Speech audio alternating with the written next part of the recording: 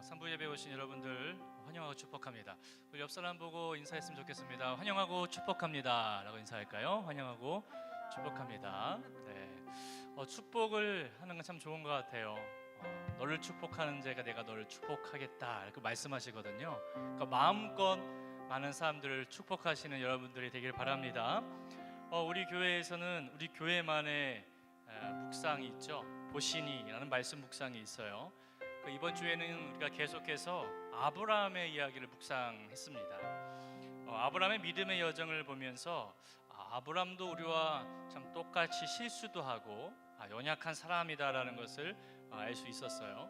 그런데 중요한 게 뭐냐면 하나님께서 아브라함의 그 믿음의 많고 적음에 따라 반응하시는 분이 아니라 하나님께서 아브라함을 부르셨다라는 것에 그 중점을 두고 아브라함이 믿음이 약해 있을 때 약속의 말씀을 가지고 만나셔서 아브라함의 믿음을 일으키셨다라는 거예요. 우리 사랑하신 여러분, 하나님께서 여러분들을 부르셨다는 사실을 믿으시길 바랍니다. 오늘 이 자리에 그냥 나오는 게 아니라 하나님께서 여러분들을 한 명 한 명씩 다 불러서 이 자리에 오게 하신 줄 여러분 믿으시길 바랍니다. 한 주간의 삶을 살면서 죄의 많고 적음의 문제가 아니라 믿음의 많고 적음의 문제가 아니라 하나님께서 나를 부르셨다라는 것에 중점을 두고 오늘 여러분들에게 약속의 말씀을 주셔서 여러분의 믿음을 다시 불러 일으키실 것을 믿으시길 바랍니다. 그래서 오늘 예배 시간에 찬양과 말씀과 기도를 통해서 하나님의 그 약속의 말씀을 붙잡으시길 바랍니다. 그리고 믿음으로 일어서는 여러분들이 되기를 바랍니다. 그렇게 하시겠습니까? 하나님의 약속의 말씀을 붙잡는 오늘 예배 되기를 바랍니다. 이 시간 다 같이 그것을 소망하면서 사도신경 하심으로 신앙 고백을 하도록 하겠습니다.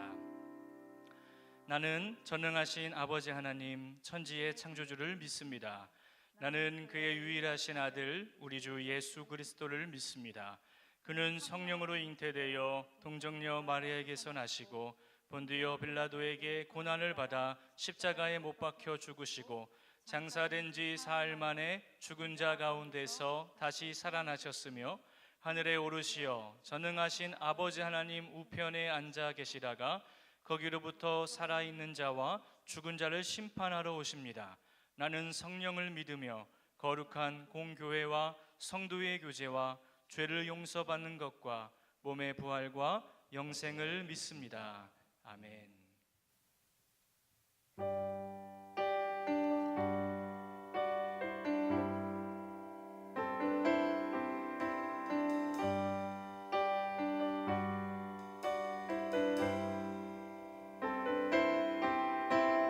길을 안다고 그렇게 생각했죠.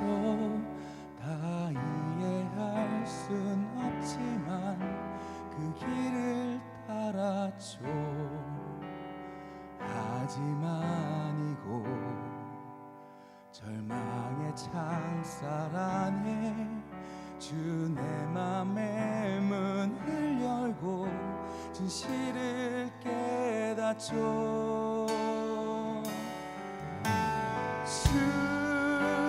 주는 다 아시죠. 나의 길을 내 삶을 다 맡깁니다. 내 길 더 잘 아시니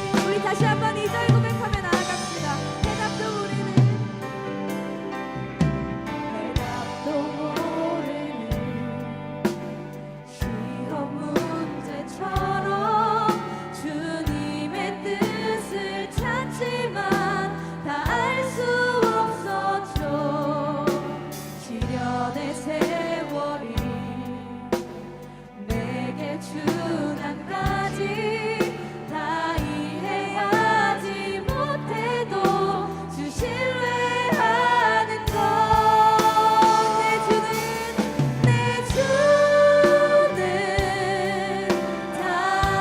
다시죠 나의 길을 내 삶을 다 맡깁니다. 내 길도 잘하신 내 주는 다시죠. 내 주는 다시죠 나의 길을 내 삶을 다 맡깁니다. 내 길도 잘하고 고백합시다. 내 주는 다시죠. 내 주는 다시죠 나의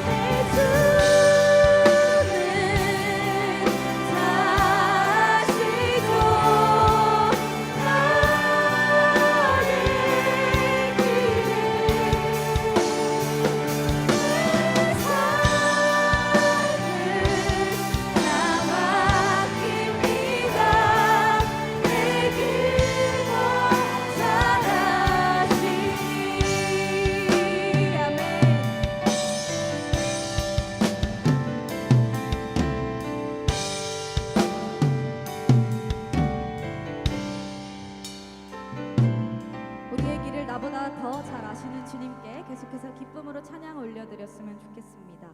그 주님을 신뢰하며 의지하며 그분을 기쁨으로 찬양하며 나아갑시다.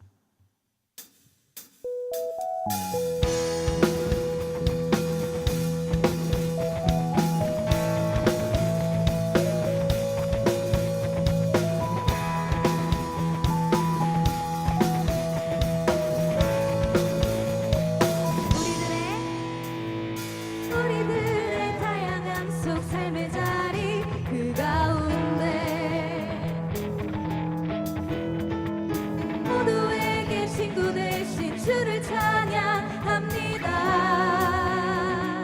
다른 모습 다른 방법으로 다른 모습 다른 방법으로 살아가지만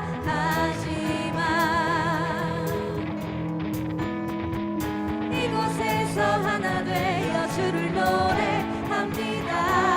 우린 지금 한 몸으로 우린 지금 한 몸으로 마음 모두 담아서 아름다운 주를 함께 모여 예배합니다. 짧은 웃음 짧은 영상 짧은 모습 짧은 영상으로 창조된 우리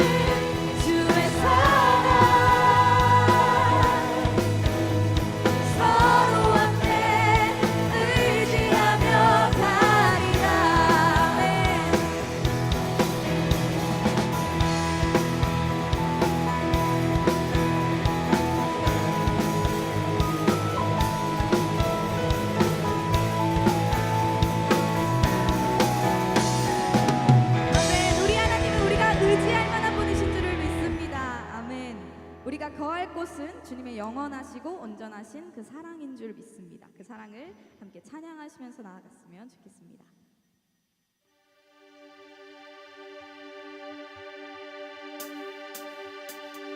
내 입술이 주를 높이며 내 호흡이 주를 섬기니 무엇이 나를 두렵게 하리. 주 잠잠히 나를 비추며 주 가득히 나를 채우니 무엇도 나를 흔들지 못하리. 아멘. 함께 박수 치시면서 자유롭게 일어나서 함께 찬양하며 나아갑니다.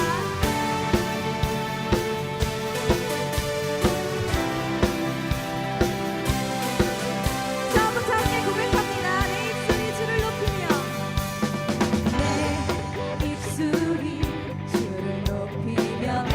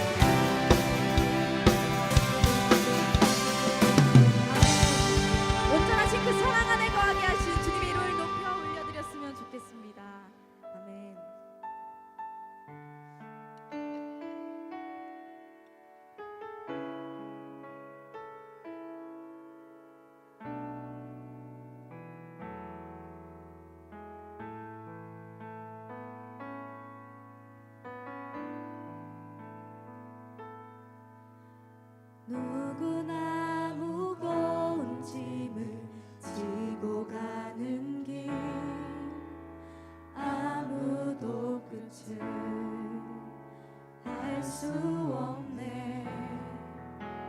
사랑의 노래는 점점 희미해지고 내일의 두려움 넘치지만 나는 오늘도 가네. 사랑의 주님, 사랑의 주님이 나를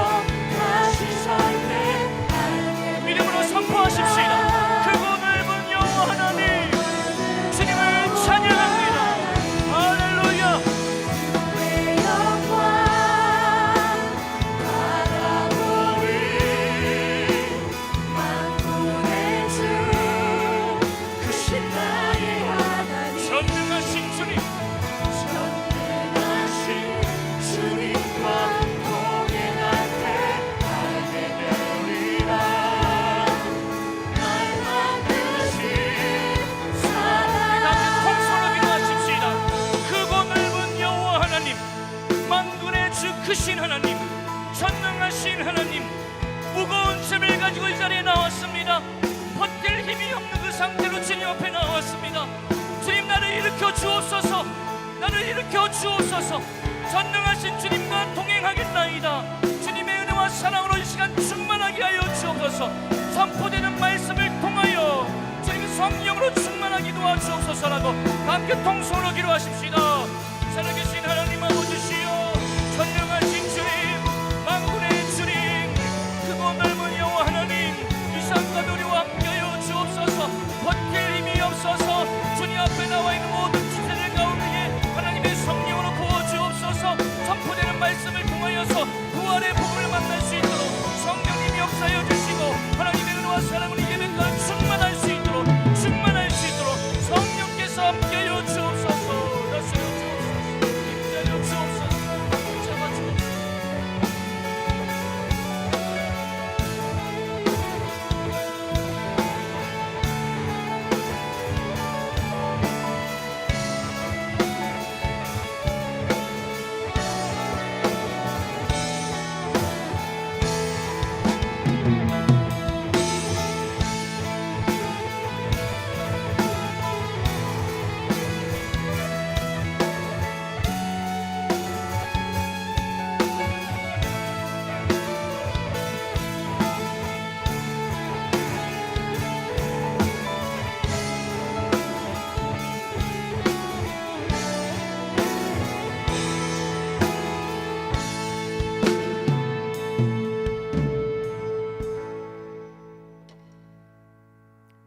다 같이 기도하시겠습니다.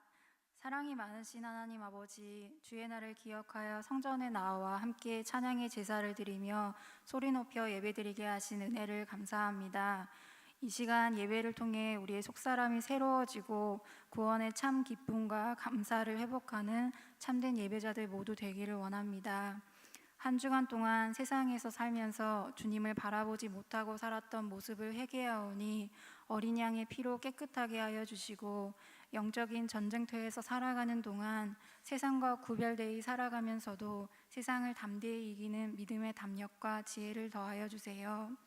주님, 올해 그리스도의 성품을 닮아가기 위한 캠페인과 하반기 주님 말씀을 순종하여 각지를 향한 선교가 준비 중에 있습니다. 사랑의 계절에 주님의 성품을 더욱 닮아가는 지체들 되게 하시고 특별히 일본과 국내 선교로 싱크해서 선교의 발길을 향할 때 한 영혼 한 영혼 뜨겁게 사랑하는 마음과 열정을 부어주셔서 주님의 마음을 닮아가고 실천하는 우리 교회 공동체 되게 하여 주세요. 주님 주신 은혜와 부르심에 감사하며 다양한 모양으로 주의 몸된 교회를 섬기는 손길들이 있습니다.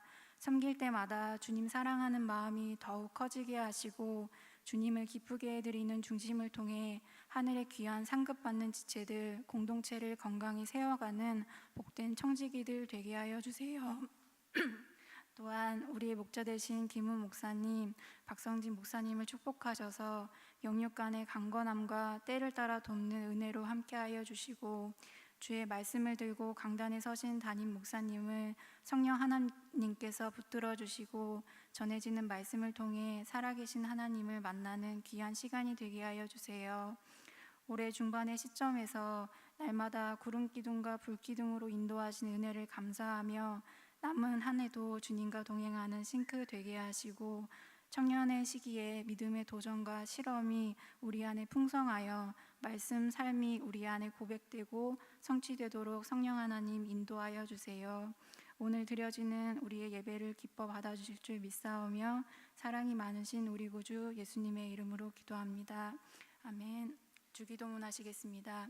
하늘에 계신 우리 아버지, 아버지의 이름을 거룩하게 하시며 아버지의 나라가 오게 하시며 아버지의 뜻이 하늘에서와 같이 땅에서도 이루어지게 하소서.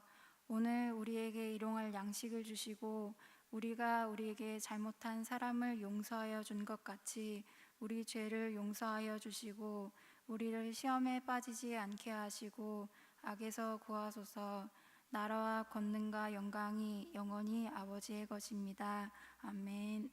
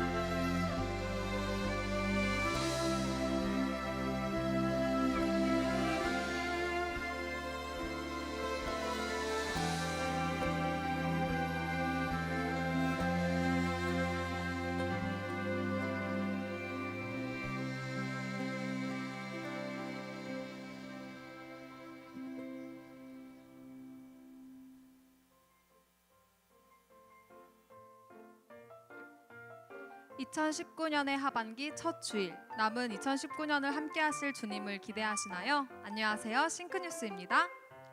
어디로 가지? 뉴싱크스 여러분, 예배당 앞 새가족 등록 부스로 오세요. 일본 선교에 관심이 있거나 고민하고 있으신 분 계신가요? 오늘 일본 선교 기도 모임과 2019년 일본 선교 OT에 오셔서 함께 기도하고 결단해 봅시다. 오후 4시 30분 904호에서 만나요. 하반기 가정 모임이 시작되는 주일입니다. 전체 모임에서 새로운 가정원들과 인사 나눠요. 10동체 403호, 20동체 1001호입니다. 우리에게 가장 잘 어울리는 자리는 어디일까요? 바로 예배의 자리입니다. 찬양하는 예조이스와 함께 금요일 저녁 8시 503호에서 만나요. 1대1 제자 양육자 모집입니다. 리더십 트레이닝을 수료하셨거나 과거 1대1 제자 양육 두란노 교재로 훈련 받으신 분들 양육자로 섬겨주세요. 신청 기간은 6월 23일 주일까지 문신의 간사님에게 연락주세요. 공동체가 기도가 필요할 때, 앞뒤 옆에 앉은 동역자가 기도가 필요할 때 싱크 청년부라면 누구나 중보 기도자가 되실 수 있습니다. 문의 및 신청은 문신의 간사님에게 연락주세요. 곧 시작될 여름의 소나기처럼 좋은 일들이 한바탕 쏟아지는 한 주 보내세요. 여러분의 싱크뉴스였습니다. 고맙습니다.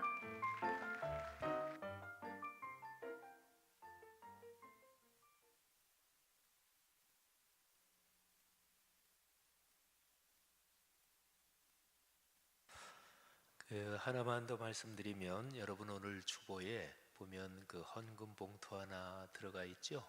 거기에 성령 강림절 1년에 이제 교회력에 따라 절기들이 있는데, 제가 오늘 설교하는 거하고도 연관이 되는데요. 이제 부활절 지나고 나서는 이제 성령 강림절, 그거를 맥추 감사 주일 이렇게도 얘기하죠. 맥추 할 때는 발음을 잘 해야 돼요. 아니면 맥주가 되니까. 근데 이제 옛날 농경 사회에서는 그때가 보리 추수를 하는 보리 맥자거든요.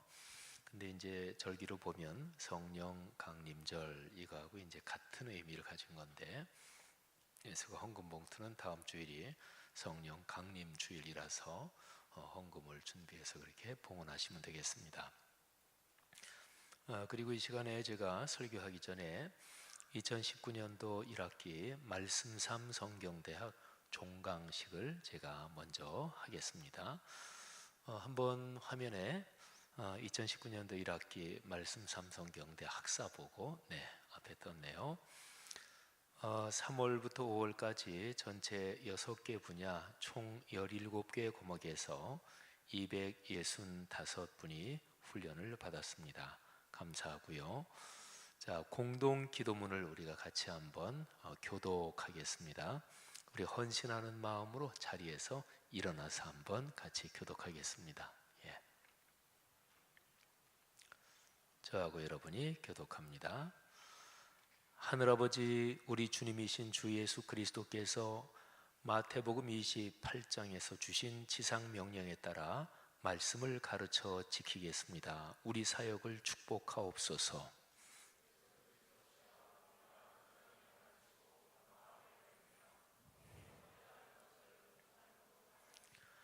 성령님이 이끄시지 않으면 거룩한 가르침과 배움의 삶이 불가능함을 고백합니다. 우리에게 오셔서 하늘의 진리를 깨닫게 하시어 진리가 우리를 자유하게 하소서.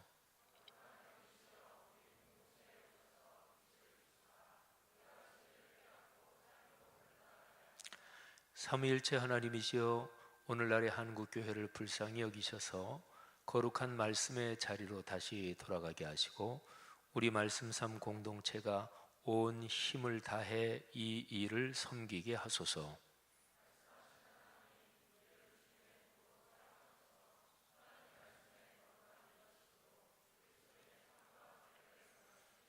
다 같이요. 주님, 하나님의 말씀이 그리스도인의 삶에 이어져 일상에서 성숙한 신앙의 열매를 맺으려는 비전을 갖고 우리가 말씀 3 성경대학 2019년 1학기를 마무리합니다. 이 사역으로서 우리 교회를 세우시며 더 나아가 한국 교계와 오늘날 세계의 기독교 사역을 섬기게 하소서. 66권 성경이 유일무이한 하나님의 계시적 진리임을 믿습니다. 계속해서 말씀이 삶이 되는 이 거룩한 사역을 이어가게 하사 가르치고 배우며 하늘아버지의 임재와 현존을 경험하게 하소서. 아멘. 하나님 아버지 은혜 감사합니다. 오늘 2019년 3개월 동안 전반기 학기에 계속된 말씀 3 성경대학, 짧은 시간이지만 우리가 교독의 기도로 다시 한번 우리 교회 사역을 확인했습니다. 하나님께서 우리가 올린 이 기도 받아주시고 말씀이 삶으로 이어지는 거룩한 운동이 계속해서 큰 강물처럼 흐르게 하옵소서. 예수님 이름으로 축복하며 기도합니다. 아멘. 다 자리에 앉아 주십시오. 오늘 설교 성경 본문 말씀 봉독하겠습니다. 누가복음 24장 36절부터 49절까지 말씀입니다. 거룩하신 하나님의 말씀입니다. 이 말을 할 때에 예수께서 친히 그들 가운데 서서 이르시되 너희에게 평강이 있을지어다 하시니 그들이 놀라고 무서워하여 그 보는 것을 영으로 생각하는지라. 예수께서 이르시되 어찌하여 두려워하며 어찌하여 마음에 의심이 일어나느냐. 내 손과 발을 보고 나인 줄 알라. 또 나를 만져보라. 영은 살과 뼈가 없으되 너희 보는 바와 같이 나는 있느니라. 이 말씀을 하시고 손과 발을 보이시나 그들이 너무 기쁨으로 아직도 믿지 못하고 놀랍게 여길 때에 이르시되 여기 무슨 먹을 것이 있느냐 하시니 이에 구운 생선 한 토막을 드리니 받으사 그 앞에서 잡수시더라.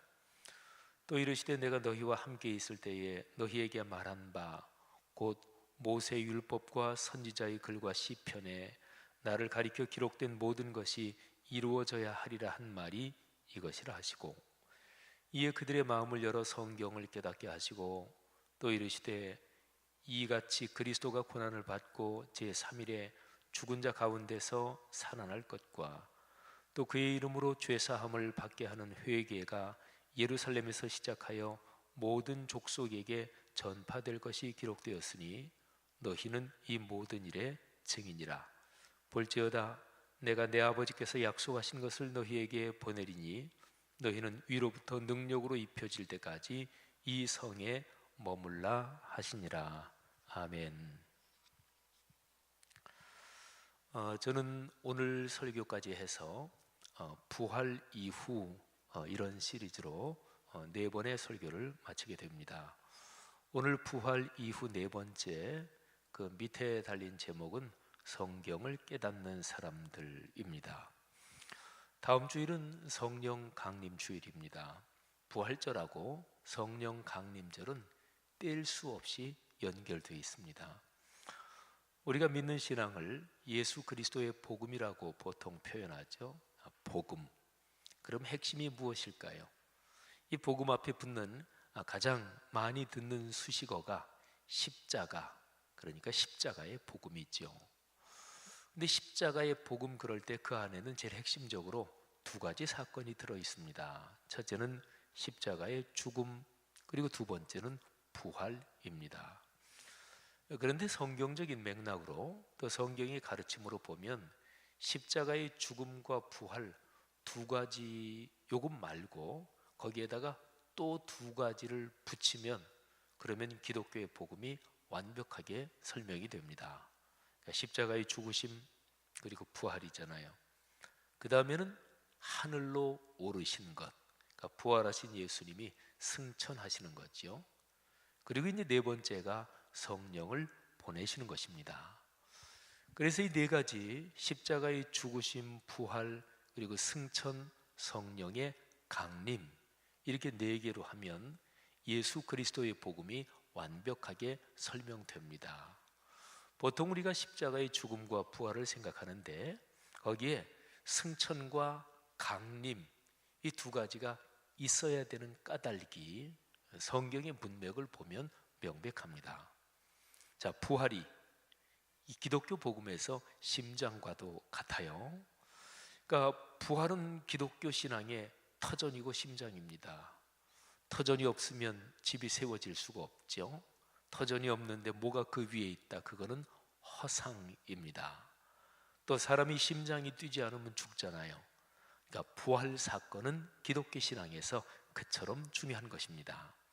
그러니까 기독교 신앙에서 부활에 대한 인식, 또 부활에 대한 신뢰, 신앙, 이게 약해지고 병들면 그만큼 그리스도인의 삶도 약해지고 병드는 거죠.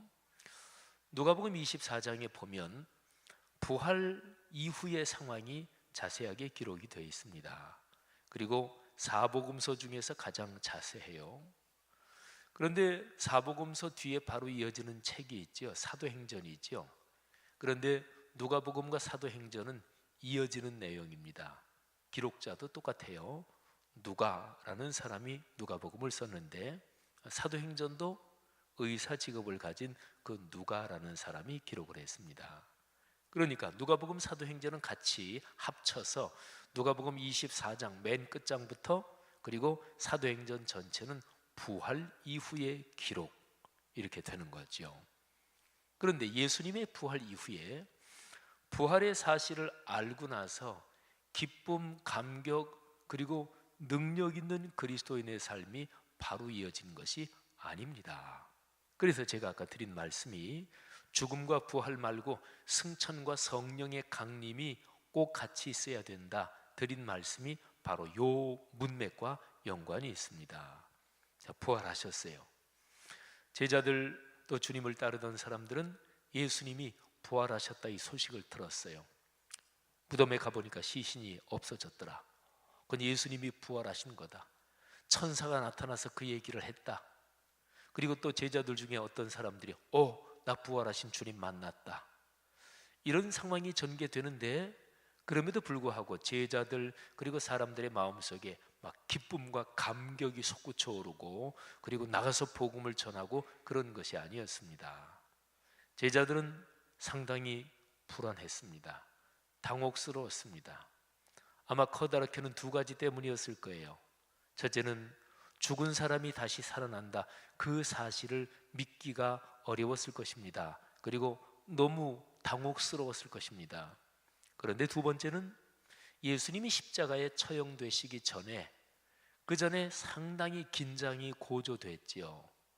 당국자들 그러니까 대제사장들 바리새인들이 예수님을 주목하고 그리고 예수님을 체포하려고 했고 그리고 그런 상황 속에서 예수님을 따르는 제자들도 상당히 불안했을 것입니다. 그런데 십자가에 처형되기 전에 이런 상황보다 어떤 면에서는 부활 이후에 그런 긴장과 그리고 그런 불안이 더 가중됐을지도 모르겠어요. 대제사장들과 바리새인들도 신경을 곤두세웠겠죠. 당연히 그들의 감시가 더 심해지고 그래서 예루살렘 전체가 어떤 점에서는 십자가의 처형 이전 상황보다 더 뒤숭숭해졌습니다. 자, 이런 상황 속에서 예루살렘의 어떤 집에 모여있던 제자들에게 예수님께서 나타나셨습니다. 성경학자들은 그 집을 마가복음을 기록한 요한 마가 이 사람의 어머니 그러니까 어쨌든 요한 마가의 집이었을 것이다 이렇게 보죠. 예수님께서 마지막 저녁 식사를 하신 그 집도 마가의 집이었을 것이라고 봅니다.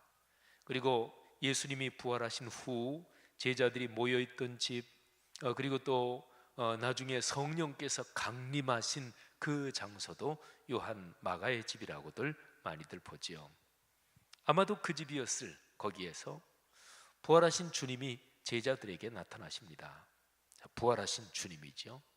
제자들의 반응을 한번 볼까요? 자, 그 상황이 누가복음 24장 36절 37절에 기록이 되어 있습니다. 한번 들어보십시오. 예수께서 친히 그들 가운데 서서 이르시되 너희에게 평강이 있을지어다 하시니 그들이 놀라고 무서워하여 그 보는 것을 영으로 생각하는지라. 아멘. 여러분, 그 보는 것을 영으로 생각하는지라 우리식으로 그냥 편하게 표현해 보면 유령이다, 도깨비다, 이렇게 이제 생각을 했다는 거죠. 근데 주님께서 나타나시면서 주님께서 그들에게 전해준 메시지가 있습니다. 이것이 아주 중요합니다. 너희에게 평강이 있을지어다. 이 평강, 이거하고 비슷한 단어들 한번 떠올려 볼까요?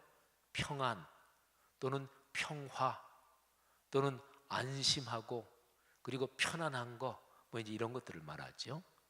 이게 이제 구약 성경의 히브리어로 말하면 샬롬입니다. 많이 들은 단어죠. 샬롬. 평화, 평강, 하나님의 평강. 생각해 보세요. 지금 제자들에게 가장 필요한 것은 사실상 평안, 평강이었습니다. 왜요? 지금 불안해하고 있으니까, 지금 두려움에 떨고 있으니까, 또는 당혹스러우니까. 평화, 평강이 그 자리에 모여있던 제자들에게 아주 절실하게 필요했던 것이었습니다. 주님은 아주 정확하게 그것을 주시는 거지요. 여러분이 살아가면서 여러분에게 필요한 것을 누가 제일 잘 알까요? 여러분이 잘 알까요? 제일? 그렇지 않습니다. 조그만 아이에게 필요한 것을 누가 제일 잘 아는지 아십니까? 그는 그 아이보다 엄마가 더 잘 압니다. 근데 조금 사람이 크고 성장하면 내게 필요한 건 내가 제일 잘 알지, 그렇게 생각할 수 있겠죠. 근데 사실은 그렇지 않을 때가 많습니다. 여러분 예를 들어서 팔목이 아프다. 팔목 아픈데 지금 내게 필요한 게 뭘까? 그건 여러분이 몰라요. 내 팔목인데도. 그거는 의사 선생님한테 가면 의사 선생님이 뭐가 필요한지 정확하게 아십니다. 맞잖아요, 그죠? 다 멀쩡하게 내 팔목인데, 그런데 내 팔목에 이 아픈 상황에서 뭐가 제일 필요한지 내가 모른단 말이지요. 의사 선생님이 나를 처음으로 진찰하고 난 그 선생님 처음 보는데 그 선생님이 내게 필요한 걸 잘 알아요. 이런 식으로 한번 생각의 지평을 넓혀 보면 우리 사람은 사실은 내가 살아가면서 뭐가 나한테 제일 필요하지? 그걸 자기가 모르는 게 수두룩하게 많습니다. 어떤 고민거리가 있어요. 이 문제 어떻게 풀지? 큰일 났네. 그때 어떤 선배를 찾아갑니다. 그 선배 별로 잘하는 사람도 아니에요. 근데 다른 내 친구가 야, 그 선배한테 한번 좀 조언 좀 해달라 그래봐. 찾아갔는데 쭉 듣고 나더니 내 생각엔 이렇게 하는 게 좋을 거야. 이게 마음에 꽉 와닿아요. 그래, 내가 지금 그렇게 하는 게 좋지. 여러분, 그런 것입니다. 사람이 살면서 내가 필요한 거 내가 제일 잘 알아. 그때부터가 문제입니다. 그런 사람은 절대로 성공하지 못합니다. 그런 사람은 절대로 지혜로운 사람이 아니에요. 왜 그럴까요? 남의 얘기 귀 기울이지 않으니까. 내가 필요한 거, 또 내게 있어야 될 거 내가 제일 잘 알아. 이렇게 확신을 가진 사람이 다른 사람 얘기가 어떻게 귀에 들어오겠어요? 책을 읽잖아요. 근데 책을 똑같이 두 사람이 책을 읽어도 그 책에서 얻어지는 것은 하늘과 땅 차이일 수 있습니다. 내게 필요한 거 또는 내 마음속에 갈망이 있는 거, 이게 책 내용하고 접촉이 되고 스파크가 일어나는 거예요. 유명한 얘기 있잖아요. 여행은 아는 만큼 보인다. 그런 얘기 말이죠. 그러니까 똑같이 어느 한 장소를 여행해도 그 여행한 사람이 10명이다 그러면 10명이 보고 느끼는 것은 다 다릅니다. 여러분, 그리스도인의 신앙은 내게 가장 필요한 것을 주님께서 하신다. 이게 바로 기독교 신앙에서 핵심적인 몇 가지 사항 중에 하나입니다.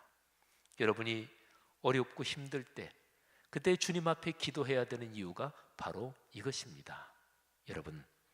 여러분의 필요를 주님께 말씀드리고 주님께 기도하는 이 훈련을 계속하시기를 바랍니다. 보세요. 주님께서 그들에게 평강을 주십니다. 그런데 주님께서 그들에게 평화를 주시는 것은 지금 요 현실적인 상황에서 그들에게 필요하다, 이거 말고도 더 중요한 의미가 있습니다. 근본적으로요, 인간 세상에, 사람이 사는 인간 세상에 가장 근본적으로 필요한 것이 바로 샬롬, 평화, 하나님의 평화입니다. 예수 그리스도 하나님의 아들이요 그리고 하나님이시잖아요. 그분이 세상에 아가로 오실 때 그때 하늘의 천군 천사가 노래했지요. 그러니까 처음 크리스마스의 사건을 얘기하는 거예요. 누가복음 2장에 기록된 그 본문을 보면 천군 천사가 이렇게 노래합니다. 높은 곳에서는 하나님께 영광이요, 땅에서는 하나님이 기뻐하시는 사람들 중에 평화로다, 이렇게 얘기를 했죠. 하나님께는 영광을 돌리고, 그리고 사람들에게 뭐라고요? 평화. 그것입니다. 그러니까 인간들이 살아가는 모든 상황, 옛날이나 지금이나 예수님이 오신 2000년 전이나 더 오래전이나 동양이나 서양이나 할 것 없이 인간 사회에서 가장 근본적으로 필요한 것은 하나님의 평화입니다. 사랑하신 여러분, 우리가 걸어가는 삶의 길에 이 하나님의 평화가 늘 하나님이 주시는 선물로 여러분의 삶에 넉넉하기를 주님의 이름으로 축복합니다. 자, 주님께서 평화를 선포하셔요. 제자들이 여전히 놀라고 있으니까 주님께서 당신이 유령이 아니다, 이거를 말씀하시느라고 얘들아 뭐 먹을 것 좀 없냐 그랬더니 어떤 사람이 거기 있던 생선 한 토막을 드렸더니 그 자리에서 잡수셨습니다. 말하자면 예수님은 영이 아니고 실제로 몸을 가지신 분이다, 이거를 증명해 주신 거지요. 근데 부활하신 예수님이 가지셨던 몸은 현재 여기 여러분과 제가 가지고 있는 이 몸하고는 다릅니다. 예수님이 가지고 계셨던 그 몸은 부활의 몸입니다. 그러니까 부활체인 거지요. 그게 어떤 것일까? 그건 정확히는 성경에 기록되어 있지 않습니다. 근데 어쨌든 부활 이후에는 부활의 몸을 가지게 되기 때문에 순수 영이 아니라는 거지요. 하여간 이것도 참 중요한 건데 오늘 설교의 맥락에서 이거는 사실은 길게 설명할 계제는 아니고요. 자, 그 다음에 이제 중요한 것이 나옵니다. 주님께서 생선 한 토막을 드시고 나서 그 다음에 주님께서 해주시는 말씀이 있습니다. 자, 오늘 제 설교에서 이것이 아주 중요합니다. 44절, 45절 말씀을 제가 봉독해 드릴 테니까 한번 들어보십시오. 또 이르시되 내가 너희와 함께 있을 때에 너희에게 말한 바 곧 모세율법과 선지자의 글과 시편에 나를 가리켜 기록된 모든 것이 이루어져야 하리라 한 말이 이것이라 하시고 이에 그들의 마음을 열어 성경을 깨닫게 하시고. 여러분, 누가복음 24장에서 가장 중요한 요점이 그것입니다. 부활하신 예수님이 사람들에게 나타나시면서 반드시 하시는 게 있어요. 그는 성경을 깨닫게 하시는 것입니다. 성경을 풀어주시고 성경을 설명해 주시면서 성경을 깨닫게 하시는 것. 엠마오로 내려가는 두 제자들에게 예수님은 성경을 깨닫게 하셨습니다. 예수님은 사람들에게 나타나실 때마다 당신이 이전에 가르쳐 주셨던 성경 말씀을 다시금 깨닫게 하십니다. 오늘 여기 제가 조금 전에 읽어드린 말씀에 보면 예수님이 모세율법과 선지자의 글과 시편에 이렇게 세 덩어리로 표현을 하고 있죠. 모세율법, 선지자의 글, 시편. 유대인들은 성경을 세 덩어리로 나눴습니다. 히브리어로 표현을 해보면 토라, 네비임, 케투빔. 한글로 번역하면 율법서, 그리고 예언서, 그리고 성문서, 거룩한 글들, 이렇게 됩니다. 오늘 여기 44절에 기록된 이 표현이 정확하게 당시 유대인들이 구약 성경을 구분하는 그거를 표현하고 있어요. 모세율법, 그리고 선지자의 글, 그리고 거룩한 글들, 성스러운 문서들, 그 중에 대표가 시편이거든요. 성경을 깨닫게 하시고, 그러니까 예수님이 그 이전에도 이 구약 성경, 그 당시는 신약이 없었기 때문에 구약, 신약 이런 대조 개념이 없었지만 오늘날 우리가 가지고 있는 성경으로 말하면 구약 성경이지요. 예수님은 당신이 사역을 하실 때도 이미 그 성경 말씀을 제자들에게 가르쳐 주셨어요.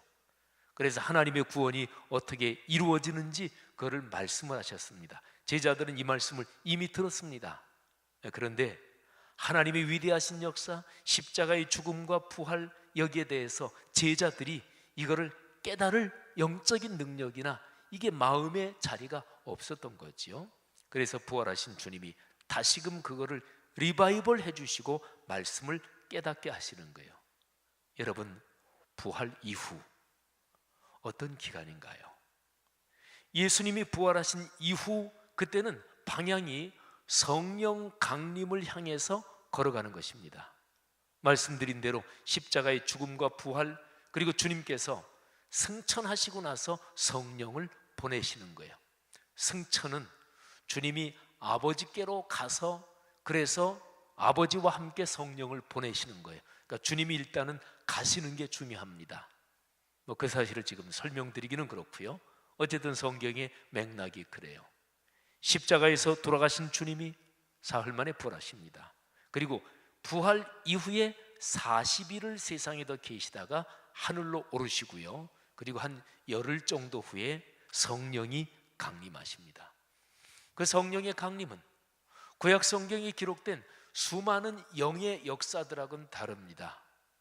구약 성경에 보면 하나님의 영이 충만하고 하나님의 신이 충만해서 이런저런 놀라운 일들을 해낸 사람들 이야기가 많이 기록이 되어 있죠. 근데 하나님의 영이 임재하셔서 어떤 놀랍고 참 멋진 일을 하지만 그리고서 성령은 다시 떠나가시는 거지요. 그런데 사도행전 2장에 기록된 그 성령 강림, 거기에서는 하나님의 영이 사람들 가운데 오셔서 그때부터, 그러니까 정확하게 2000년 전 성령의 강림, 그때부터 하나님의 영이 사람들 속에 사시는 거예요. 예수님을 나의 주님으로 고백하는 그 사람들 속에 하나님의 영이 사시는 거죠. 그래서 그때부터 하나님의 나라 운동이 본격적으로 강력하게 작동되기 시작하지요. 예수님께서 주기도문에서 그거 가르쳐 주셨잖아요. 아버지의 뜻이 하늘에서 이루어진 것처럼 땅에서도 이루어지게 하소서. 아버지의 나라가 우리가 사는 이 땅에 오게 하소서. 아버지의 나라, 하나님 나라가 우리가 사는 땅에서 작동하고 움직이기 시작하는 거예요. 예수님이 이 땅에 사람 몸을 입고 오셨을 때 이미 하나님 나라가 작동하기 시작했어요. 예수님 자신이 하나님 나라입니다.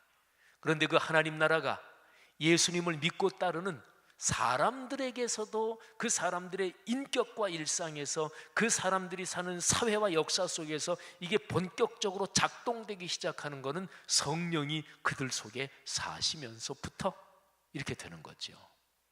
사랑하신 여러분, 이 모든 것이 어디에 연결되어 있나요? 성경을 깨닫게 되는 것, 여기에 연결되어 있는 거죠. 하나님의 거룩한 말씀은 성취됩니다. 이게 기독교 신앙의 근본 뼈대입니다. 말씀은 이루어진다. 하나님의 입에서 나온 말씀은 반드시 성취된다.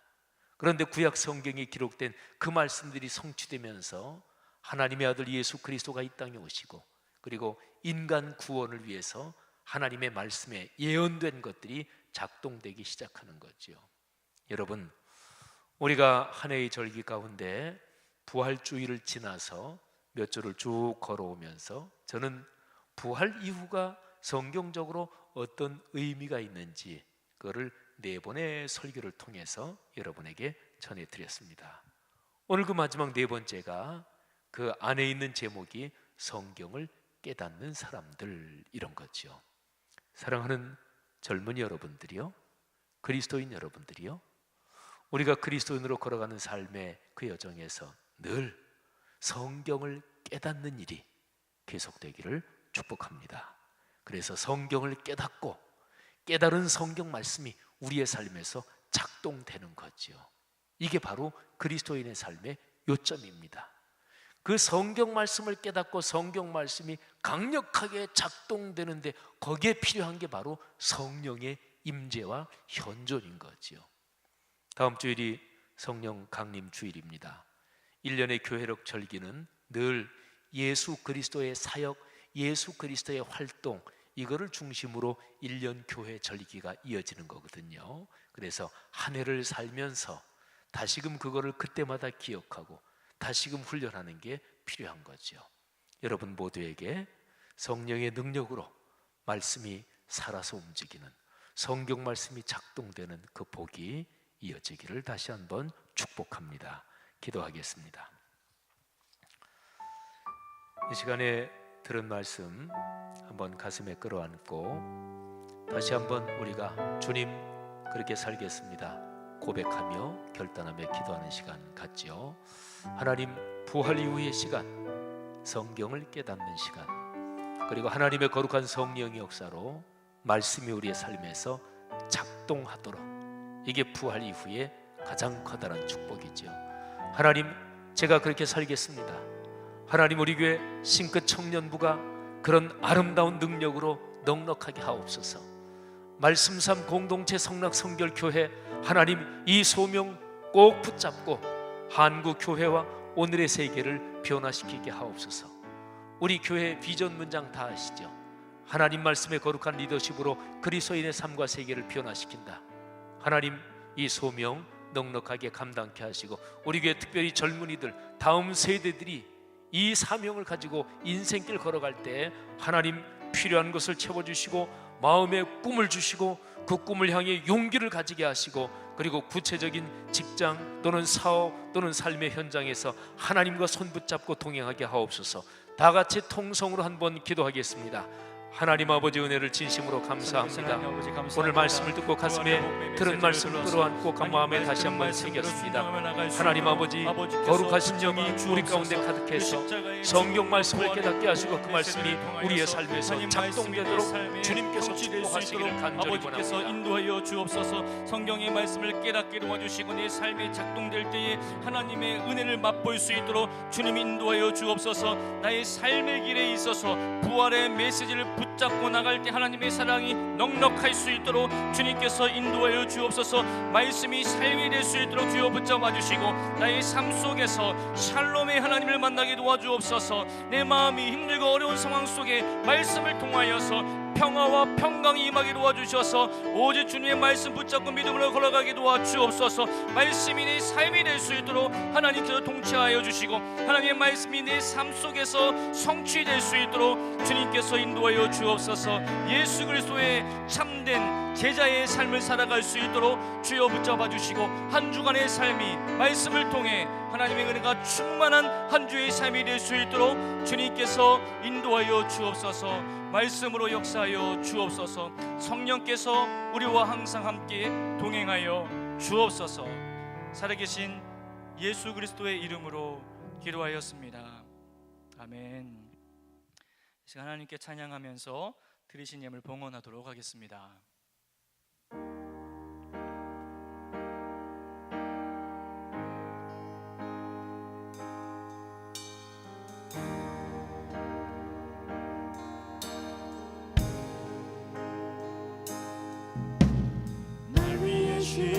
십자가에서 베풀이신 사랑 오늘도 그 사랑 안에 나 거합니다.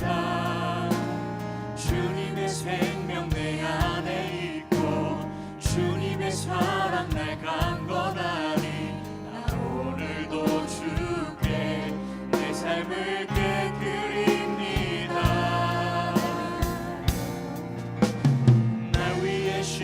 십자가에서 그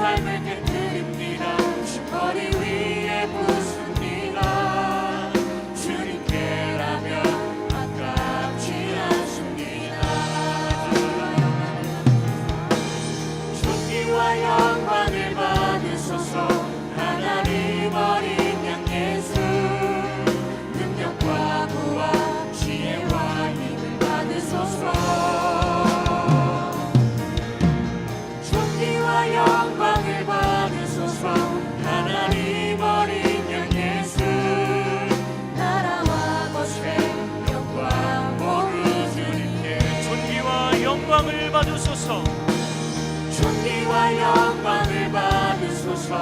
하나님 어린 양 예수 능력과 부와 지혜와 힘을 받으소서. 존귀와 영광을 받으소서. 하나님 어린 양 예수 나라와 권세 영광 모두 오른손 들고 찬양하십시다. 존귀와 영광, 존귀와 영광을 받으소서. 하나님 어린 양 예수 능력과 부와 지혜와 힘을 받으소서. 아멘. 존귀와 영광을 받으소서. 하나님 어린 양 예수 나라와 권세 영광 모두 주님께. 다시 한번 통성으로 기도했으면 좋겠습니다. 주님, 내 안에 있는 삶의 무게들을 주님께 깨뜨리기 원합니다. 내 안에 하나님의 은혜와 능력으로 충만하게 도와주옵소서. 들은 말씀 붙잡고 부활의 복음의 메시지를 붙잡고 한 주간 동안 삶을 살아갈 때에 성령께서 동행하여 주옵소서라고 함께 통성으로 기도하겠습니다. 살아계신 하나님 아버지시여, 내 안에 있는 삶의 무게들을 주님께 날마다 깨뜨리며 나아갑니다. 내 안에 무거운 짐을 주님 앞에 다 깨뜨리며 주님을 의지하며 나가기 원합니다. 들은 말씀 붙잡고 부활의 복음의 메시지를 붙잡고 나갈 때에 하나님의 은혜와 능력이 내 안에 충만하게 도와주셔서 매일의 삶이 주님께 존귀와 영광을 올려드리며 예배자의 삶을 살아갈 수 있도록 도와주시고, 내가 어디에 가든지 주님께서 항상 동행하여 주시고, 어떤 상황 속에 있든지 주님을 예배하며 주님을 찬양하며 믿음으로 걸어갈 수 있도록 하나님 역사하여 주옵소서.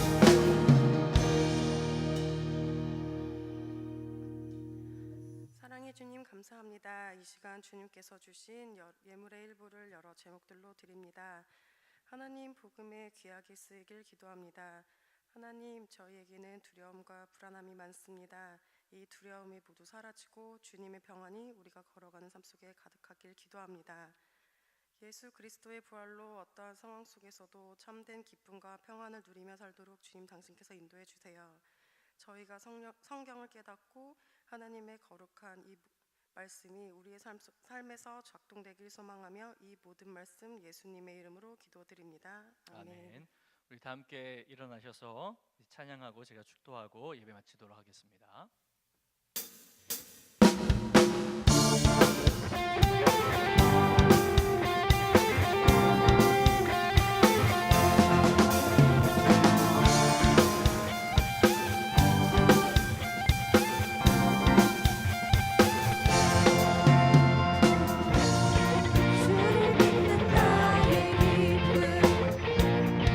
무엇과도 비교 못해 선하시고 완전한 주님 내 구원 나의 피난처시네.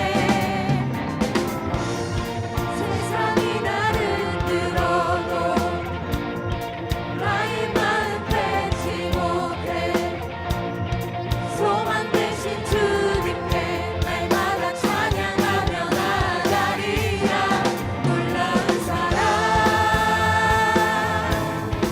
영원한 생명을 주신 주 넘치는 은혜 그 안에서 살게 하신 주 놀라운 사랑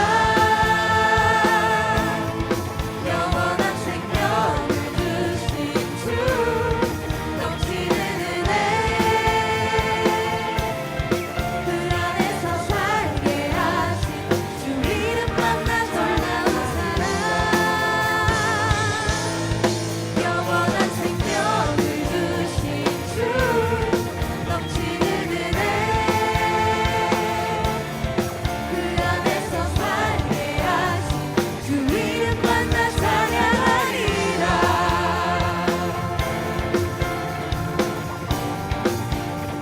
주 이름 만나 찬양하리라.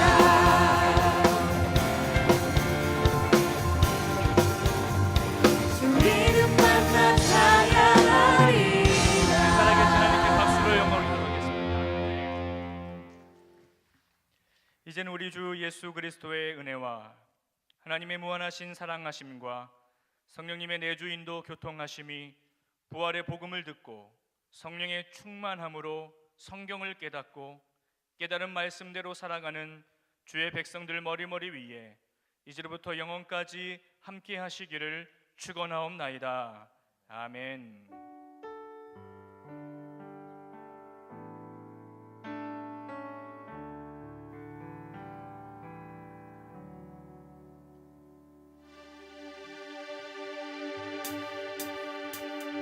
내 입술이 주를 높이며 내 호흡이 주를 섬기니 무엇이 나를 두렵게 하리. 주 잠잠히 나를 비추며 주 가득히 나를 채우니 무엇도